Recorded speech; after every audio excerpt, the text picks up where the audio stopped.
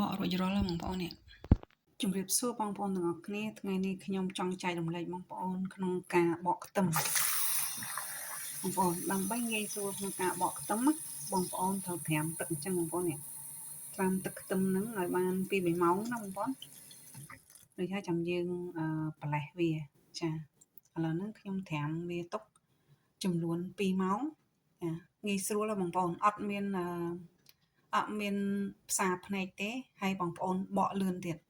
ចារបៀបនឹងខ្ញុំគឺងាយបងប្អូនខ្ទឹមយើងត្រាំទឹកហើយចាយើងកោះវាអញ្ចឹងបងប្អូនស្រួលបកវិញនេះប្រឡេះវាអញ្ចឹងទៀតណាចាយើងប្រឡេះអញ្ចឹងទៀតដើម្បីឲ្យស្រួលនេះប្រឡេះអញ្ចឹងមកចាប្រឡេះអញ្ចឹងមកបងប្អូនប្រឡេះឲ្យអស់ទៅហើយត្រាំទឹកមួយសន្ទុះទៀតចា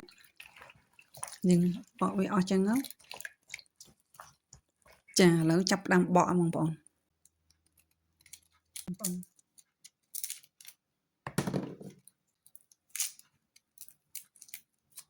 ស្រួលភ្នែកទៅចា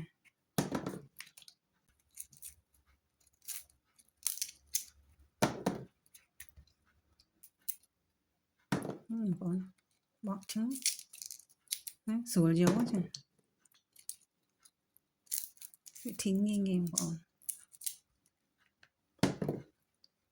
ស្រួលមែនតើអត់មានពិបាកអីទេទៅតាមខ្ញុំគឺស្រួលសម្រាប់យើងធ្វើអញ្ចឹងបកទៅវាស្រួលភ្នែកណាបងប្អូនណា